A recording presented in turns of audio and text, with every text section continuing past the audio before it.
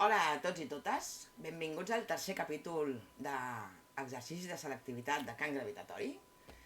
Avui en farem una miqueta diferent, començarem bastant igual, però després es anirà fent diferent, d'acord? I a més, quan un el veu potser s'espanta, així que no ens espantem i ataquem el problema tros a tros, que és la millor manera de resoldre problemes de física.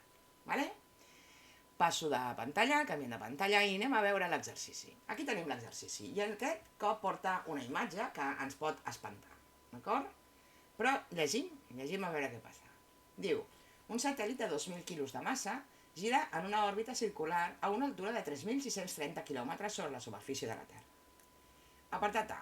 Calculeu el període d'aquesta òrbita circular i la velocitat que porta el satèl·lit. Això és fàcil i això no ens ha d'espantar. I en el B ens diu, en passar pel punt P, aquest punt d'aquí, vale? El satèl·lit augmenta la velocitat fins a 7 per 10 a la 3 metres per tir per segon i passa a descriure una òrbita elíptica amb altura màxima, apogeu, en el punt A, de 9.530 quilòmetres. Vale? Aquí assoleix més velocitat i en aquest procés d'assolir més velocitat, quan passa per aquest punt, es transforma l'òrbita circular que tenim aquí, que era la que estava fent primer, en una òrbita elíptica, que és aquesta altra d'aquí, d'acord? I en una òrbita elíptica amb el Sol en la Terra situada en aquesta situació, hi ha un punt més proper, que és aquest, que és el que s'anomena perigeu, i un punt més llunyà, que és aquest, que s'anomena apogeu, d'acord? Llavors hem posat P de perigeu, A d'apogeu, per distingir-los. I ara ens pregunta, calculeu l'energia cinètica, potencial gravitatòria i mecànica en els punts P i A de la nova òrbita elíptica. Això és el que ens diu. I com a dades ens dona la massa de la Terra, la G i el radi de la Terra. Vale? No ens espantem en aquest segon exercici. Per què? Doncs per lo següent. Nosaltres sabem calcular l'energia potencial que hi ha aquí, perquè després veurem la fórmula i ho tindrem tot d'aquest punt. Vale? I també podem calcular l'energia potencial gravitatòria d'aquest altre punt, perquè depèn de l'alçada, i també van donada l'alçada d'aquest altre punt, està aquí, d'acord? Per tant, energies potencials les sabem. I d'aquest punt tenim l'energia cinètica, perquè sabem quina velocitat porta ara aquí. És aquesta, d'acord? Per tant, tindrem l'energia potencial i l'energia cinètica. Sumant-les, tindrem l'energia mecànica. I què ens passarà aquí? Quan passa una òrbita elíptica, la velocitat que porti el satèl·lit aquí ja no serà aquesta. Ja no serà aquesta. I dius, ostres, i això com ho enfoques? S'enfoca de la següent manera. Quan aquest tio estigui aquí i assoleixi aquesta velocitat i ja el deixem lliure en la seva òrbita elíptica, com que el deixem lliure, una de les coses que hem de recordar és que l'energia mecànica es manté. Per tant, l'energia mecànica que hem calculat en el punt P, en absència de forces externes que li facin res, que ja no hi seran, seguirà aquesta òrbita elíptica amb la mateixa energia mecànica. I per tant, tindré que aquí hauré pogut calcular la potencial i sabré la mecànica és la mateixa que la suma d'aquí. I com que tindré la potencial i la mecànica per la resta, tindrem la cinètica. Per tant, realment no és tan difícil, d'acord? Així que anem a resoldre'l. Ens posem l'enunciat aquí, ens posem l'òrbita aquí. No, de fet, no sé si la puc passar a la següent full. Bueno, deixem-lo aquí, no hi he pensat mai en això de... Això el puc seleccionar? No, això és per fer més petit. Bueno, deixem-lo així. Deixem-lo així, vale? Se m'ha fet més petit, però ja està. Bueno, doncs per començar, com sempre, amb tots aquests exercicis, recull de dades. Anem a posar el nostre recull de dades. Em diuen que la massa del satèl·lit... Ai, no he posat el llapis encara. Massa del satèl·lit, 2.000 quilos. Doncs apuntat. Vale? Em diuen que aquesta primera òrbita, que és la circular, gira a una altura sobre la superfície de la Terra de 3.600 quilòmetres. Ens ho passem a metres, ja sabem que és com ens interessa. Perdó, no és 6, és 3,61. Perdoneu, aquí hi ha una altra dada. Farem servir la goma. M'he equivocat jo al copiar la dada. És 3.630. 30 quilòmetres. I ara ja seguim. Ho passem a metres, això és 3,63 per 10 elevat a 6 metres. Vale? Molt bé, què més necessitarem aquí? Segurament la massa de la Terra, així que ens l'apuntarem també en el nostre full de treball. Massa de la Terra és 5,97 per 10 elevat a 24 quilograms. Vale? I una altra dada és la G, la constant de gravitació universal, el 6,67 per 10 elevat a menys 11 newtons per metre quadrat dividit de quilogram al quadrat. Aquí dalt veig que he tornat a posar la mania aquesta de la coma dalt, la vaig a borrar, vale? I la posarem a baix. Intentaré fer l'exercici amb les comes a baix. Vale? I també em donen com a dada, que també el necessitarem, el radi de la Terra, que és de 6.370 quilòmetres, és a dir, 6,37 per 10 elevat a 6 metres. Molt bé. Què ens demanaven en l'apartat A? El període del satèl·lit i la velocitat a la qual gira el satèl·lit. Vale? Després explicaré l'èmfasi en aquesta velocitat. Què és el que sabem? Com en els dos exercicis anteriors. Quan ens demanen període o el període està involucrat com a dada, sabem que el que hem de fer és construir-nos la força gravitatòria i construir-nos la força d'una òrbita circular, que és una força centrípeta. Vale? Amb l'acceleració centrípeta, quina? La de l'acceleració centrípeta. Necessitarem l'acceleració centrípeta i de les dues maneres que hi ha de calcular-la, la que porta la òmega és la que involucra el període, perquè la òmega és 2pi dividit pel període. Ja tinc aquí això preparat, anem a construir les dues forces. La força gravitatòria és G, massa causant de les coses, en aquest cas és la Terra, massa de la satèl·lit que orbita la Terra, i aquí tenim el radi de l'òrbita al quadrat, per tant serà el radi de la Terra més l'alçada a la qual orbita al quadrat. Vale? I ara vaig a construir-me la força centrípeta, vale? Que és la massa de l'objecte que gira, que és el satèl·lit, multiplicat per l'acceleració centrípeta, que és òmega al quadrat pel radi de l'òrbita. Òmega és això, o a l'igual al quadrat, ens queda 4pi al quadrat, període del satèl·lit al quadrat. I tot això multiplicat pel radi de l'òrbita, que és el radi de la Terra, més l'alçada a la qual orbita el satèl·lit. D'acord? I veurem que tot ho tenim, l'única cosa que desconeixem és el període, així que ja ho sabem. Ara consisteix en agafar aquestes dues fórmules i igualar-les, perquè han de ser la força causant del moviment de força centrípeta és la gravitatòria. Així que posem G, massa de la Terra, per la massa del satèl·lit, dividit per RT més H al quadrat.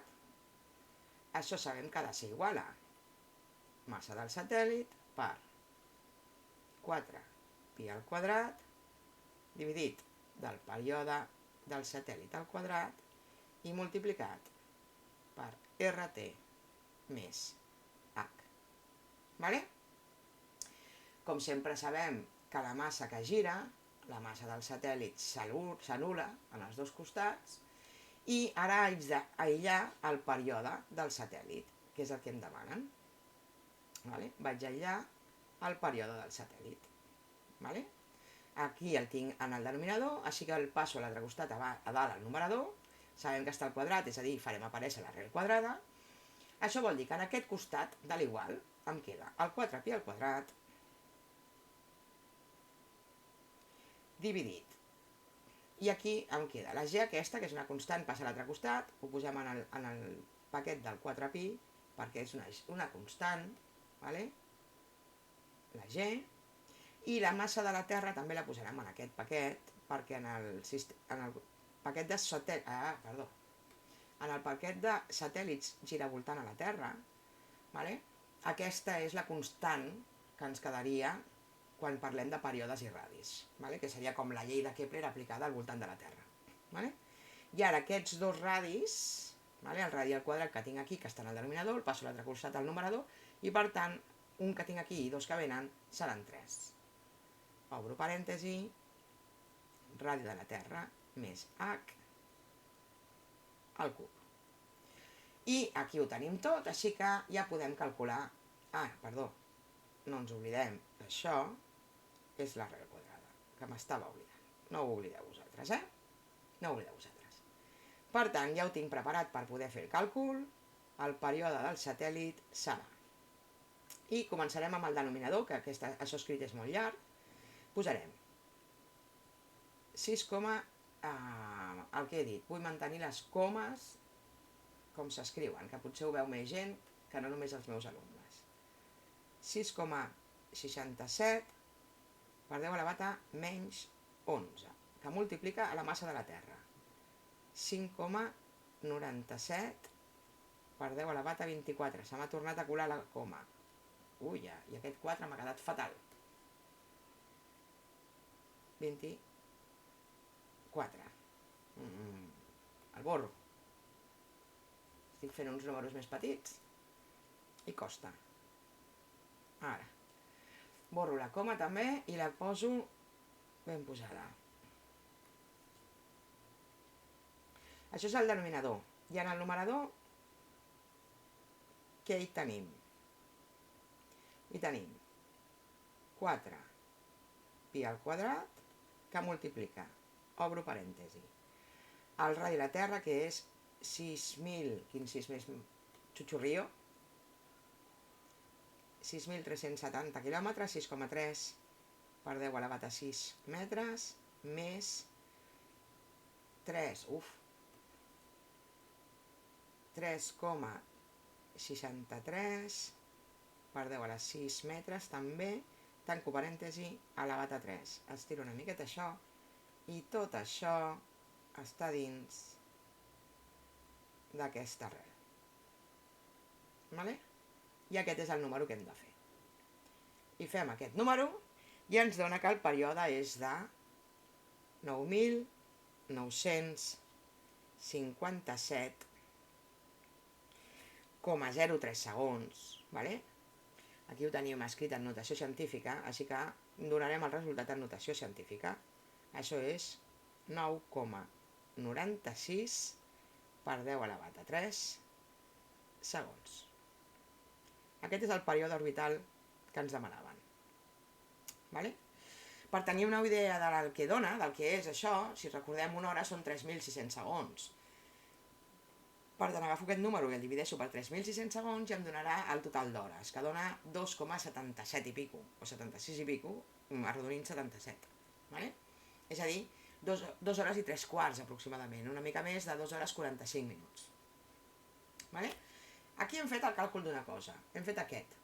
Ara ens demanen la de la velocitat de rotació del satèl·lit en aquesta òrbita circular. Anem a la pàgina següent. Ara em demanen la velocitat a la qual gira el satèl·lit. No m'estan demanant velocitat d'escapament, que és el que vam fer en els 2 exercicis anteriors. Aquesta és la velocitat del satèl·lit giravoltant a la Terra. Un objecte que gira volta a la Terra sabem que està sotmès a l'acceleració centrípeta. Per calcular aquesta velocitat hem d'anar un altre cop al mateix desenvolupament. Hem d'anar un altre cop a igualar la força gravitatòria, que és G, massa de la Terra, per la massa del satèl·lit, dividit pel radi de la Terra més alçada, tot elevat al quadrat, i ho hem d'igualar un altre cop amb la força centrípeta. Però què passa ara? Doncs que l'acceleració centrípeta, que haig de posar aquí, no em serveix la de l'òmega. Ara no em serveix la de l'òmega, perquè jo vull la velocitat lineal. Així que me'n vaig directament a l'altra manera de calcular l'acceleració centrípeta, que era velocitat lineal al quadrat dividit pel radi de gir. Aquesta era l'altra manera de calcular-la. I aquesta és la que directament m'interessa, perquè surt la velocitat lineal, que és la que m'estan demanant. Per tant, vinc aquí i dic velocitat del satèl·lit al quadrat dividit, i aquí què haig de posar? RT més H, que és el radi de l'òrbita del satèl·lit. I són aquestes dues les que ara haig d'igualar. Vale? I ara igualo. I tinc G mt per ms dividit per rt més h tot elevat al quadrat i igualo a la nova acceleració centrípeta que va amb la velocitat lineal. Massa del satèl·lit per velocitat del satèl·lit al quadrat dividit, poso parèntesi encara que no cal, rt més h, no cal, perquè no està elevat al quadrat ni res, però ho posem per lo següent, ja ho veureu.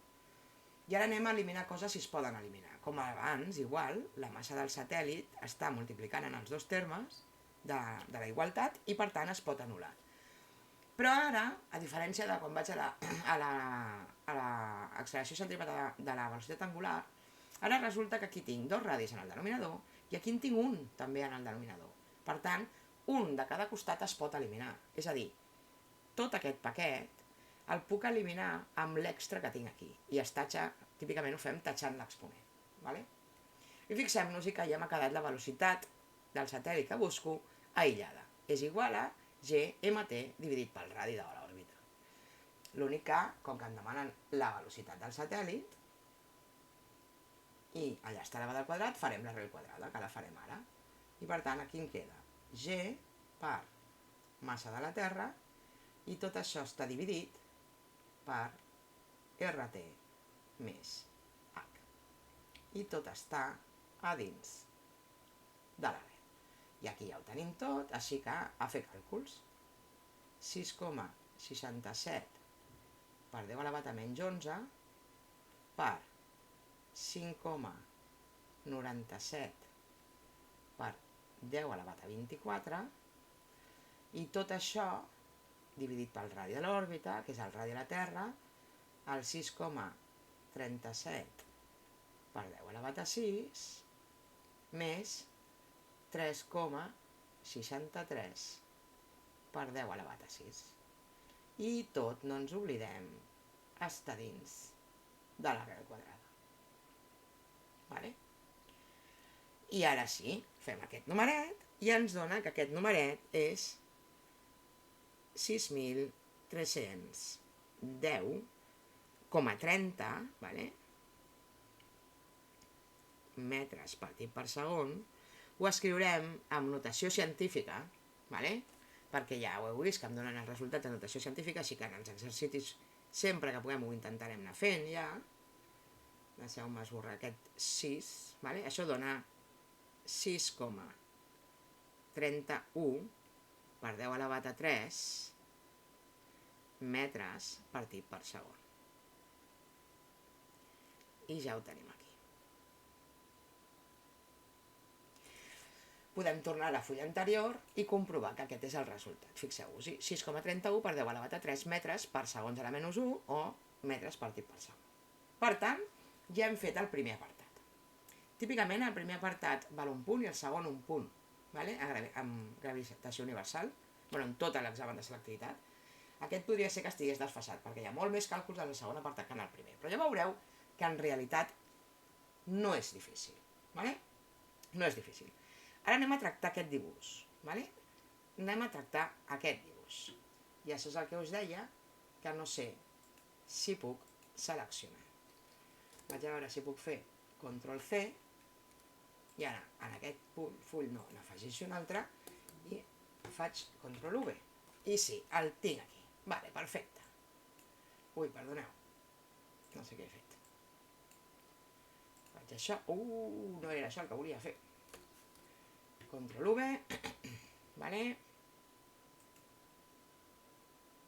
No el vull definir com a fondo. No el vull fer més petit. No el vull girar. Simplement el vull pujar. Però no em deixa. Doncs el deixarem aquí. El deixarem aquí. No perdrem més temps. Ara, en aquest apartat B... Ui, vaja. Doncs ara l'intentar girar... Doncs ara en tinc aquí 14. Molt bé. Doncs aquest l'eliminarem. Ja està, i ens quedem amb aquest d'aquí, vale? I ara vinc aquí, marcar-me que vaig a escriure ja, d'acord? En aquest apartat B m'han dit que ara, d'alguna manera, li donem una velocitat en el perigeu, que recordem que m'ha sortit en l'apartat anterior, hauria de ser tota l'estona, com que és circular, la velocitat és de 6,31 per 10 a la 3, d'acord? Però ara, d'alguna manera, li augmentem aquesta velocitat fins al 7 per 10 a la 3 metres per tir per segon. Vale? Això és el que em diu l'anunciat. Recuperem. En passar pel punt P, el satèl·lit augmenta la velocitat fins a 3 per 10 a la 3, que és el que m'he apuntat. Vale?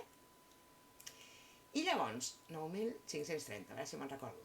I en aquest procés, llavors, passa a tenir una nova alçada quan passi per l'apogeu de 9.000, no me'n recordo. Anem a mirar-ho.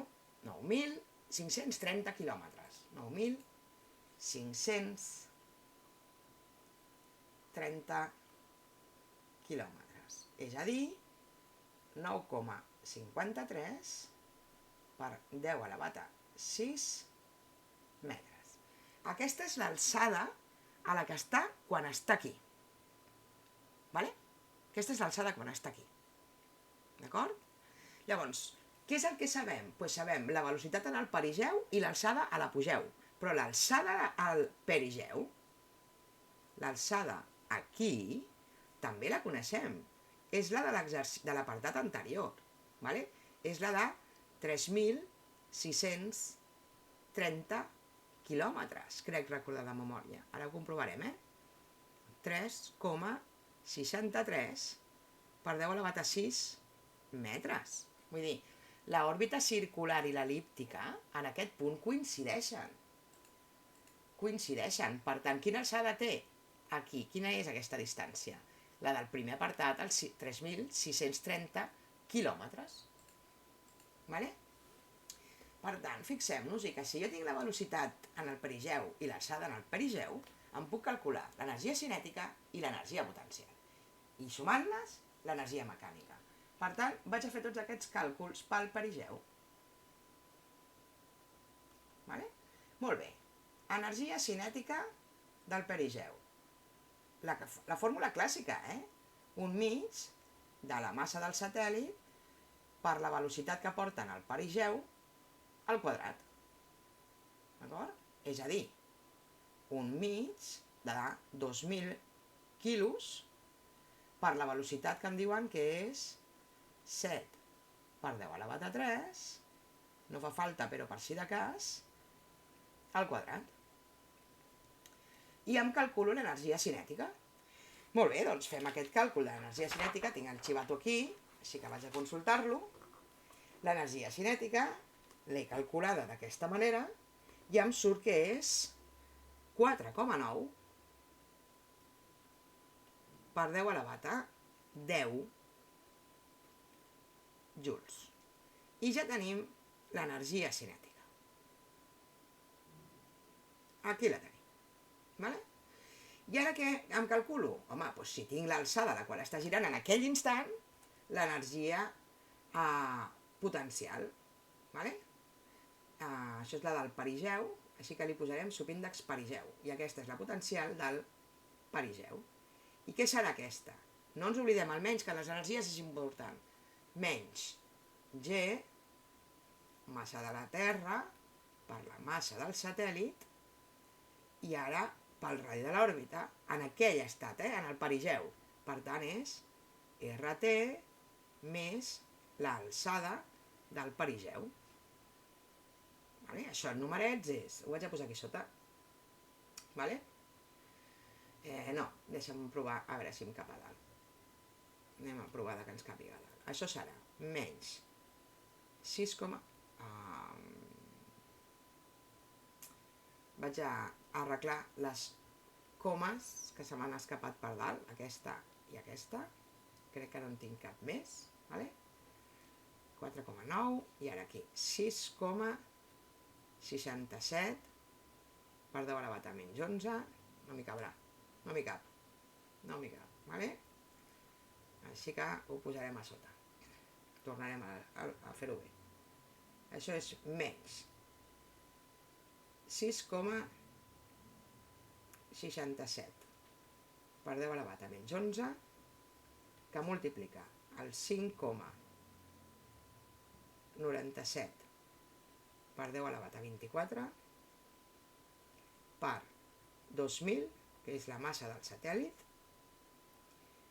i tot això està dividit per el radi de la Terra, que és 6,37 per 10 elevat a 6, i l'alçada del perigeu, que és la primitiva, la primera que teníem, ¿vale? Li sumo el 3,63 per 10 elevat a 6. I fem aquest número i ens surt que això és l'energia potencial del perigeu menys 7,96 per 10 elevat a 10 joules. Vale? I ja tenim l'energia cinètica i la potencial. Si tinc en un punt l'energia cinètica i l'energia potencial, sabem de tota la vida que l'energia mecànica és la cinètica més la potencial d'aquell moment. Per tant, quina és l'energia mecànica del perigeu? Doncs és l'energia cinètica del perigeu més l'energia potencial del perigeu. És a dir, cinètica del perigeu, 4,9 per 10 a la 10. 4,9 per 10 elevat a 10. Més, i ara la potencial del perigeu és aquesta, obro parèntesi perquè ve negativa, menys 7,96 per 10 elevat a 10. I fem aquesta resta i ens surt que la mecànica és de menys 3,06 per 10 elevat a 10. Vaig a repetir aquest. 10 joules. I d'aquesta manera ja hem fet la meitat de l'apartat B i en realitat no hem tocat per res encara l'el·lipse. Vale? En aquest punt, jo aquí tinc la seva velocitat, tinc la seva alçada, puc calcular energia cinètica, energia potencial i la mecànica sumant-les. Anem a comprovar, vale? A veure si ens en recordem. 4,9, menys 7,96 i menys 3,06. Vale? Tornem enrere i veiem 4,9, menys 7,96 i menys 3,06. Vale? Molt bé. I ara em queda, afegeixo pàgina. I què passa a l'apogeu, que és el punt més llunyà?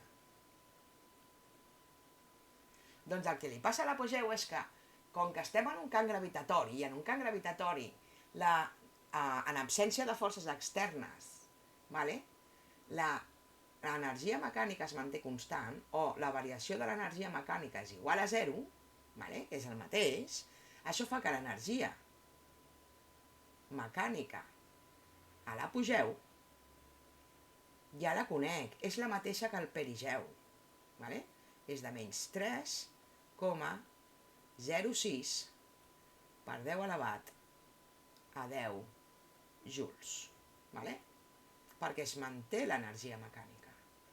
Després hi ha un moment, i és cert, que no sabem qui, ni com, ni quan, li augmenta la velocitat. I aquest fet fa que l'òrbita circular es transformi en el·líptica. Però un cop està en el·líptica el deixem. Per tant, l'energia mecànica que ha assumit en aquell moment, que és aquesta que l'hem calculat a l'apartat anterior, es manté constant. Així que és aquesta. Anem a comprovar que no hàgim equivocat el número. Correcte, menys 3,06 per 10 a la 10. Menys 3,06 per 10 a la 10. I què més podem calcular nosaltres ara en aquest apogeu? M'han donat la nova alçada, la tinc aquí. I l'alçada és l'únic que necessito de diferent per poder calcular-me l'energia potencial gravitatòria. Doncs ara em vaig a calcular l'energia potencial a l'apogeu, que serà menys G, això no ens ho podem deixar, el causant de tot és la massa de la Terra, per tant segueix aquí, l'objecte que gira segueix sent el satèl·lit, per tant la massa del satèl·lit aquí, i aquí hem de posar el radi de la Terra i ara hi hem de sumar l'alçada de l'apogeu. Ara hem de posar aquesta. Per tant, això és menys 6,67 per 10 elevat a menys 11 per 5,97 per 10 elevat a 24 per els 2.000 quilos que pesa el satèl·lit i tot això dividit pel radi de la Terra, 6,37 per 10 elevat a 6, més, i aquesta ja no la recordo de memòria, l'alçada de l'apogeu, que és el 9.530. Vale? El 9.530. És a dir, 9,53 per 10 elevat a 6. I és aquest el nou càlcul que hem de fer. Llavors, fem aquest càlcul i l'energia potencial a l'apogeu em dona menys 5,01 per 10 elevat a 10. Un altre cop el 0, aquest, xutxurrio. Perdó.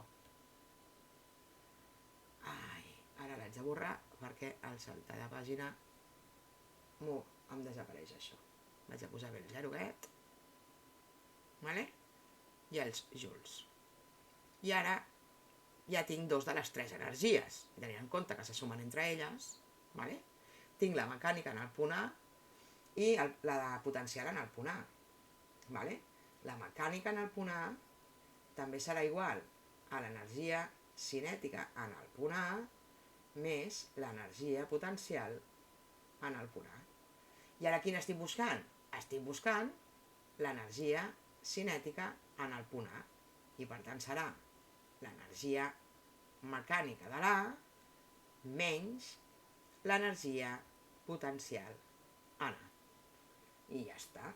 L'energia cinètica en el punt A serà, la mecànica en el punt A és menys 3,06 per 10 elevat a 10 i li haig de restar, obro parèntesi perquè aquesta és negativa, menys 5,01 per 10 a la 10. Vale? I fem aquesta suma, o aquesta resta, diguem-li com vulguem, i em surt que aquesta és de 1,95 i em surt així, positiva, per 10 elevat a 10. I ha de ser positiva. Per què ha de ser positiva? Doncs perquè és una energia cinètica. I hem de recordar que les energies cinètiques, en aquesta història, les energies cinètiques són positives, perquè van amb la v baixa al quadrat. Per tant, ha de ser aquesta. Retrocedim a mirar els resultats i cinètica 1,95 com ens ha sortit, potencial 5,01, aquí per mi falta el menys. Aquí hi ha una errada, crec que és una errada tipogràfica, crec que en l'examen de selectivitat, que el podreu trobar si voleu a internet, està en negativa. I la mecànica, com us he dit, es manté. Vale? Per tant, d'aquesta manera és com es calcula les energies mecànica, cinètica i potencial en el perigeu, i aquí, com es calculen, la mecànica es dedueix i es calculen la potencial i la cinètica de l'apogeu. D'acord? Molt bé, doncs, canvi de càmera i fins aquí aquest tercer exercici l'exercici de selectivitat del camp gravitatori. Aquest sí que tenia una miqueta de xitxa, era una miqueta diferent dels dos anteriors, un apartat no, un apartat hem tornat a utilitzar coses que ja sabíem, però mireu que les energies cinètiques ha sigut una miqueta diferent. Però només hi ha que llegir bé, entendre el que em pregunten i saber què és el que sabem i aplicar el que sabem, allà ho hem d'aplicar. I encara que m'ha sortit una òrbita elíptica, nosaltres resulta que sabíem moltes coses que podíem aplicar en aquesta situació. Espero que us hagi servit. Ens veiem en un altre d'aquesta sèrie de capítols d'exercicis de camp gravitatori. Adeu!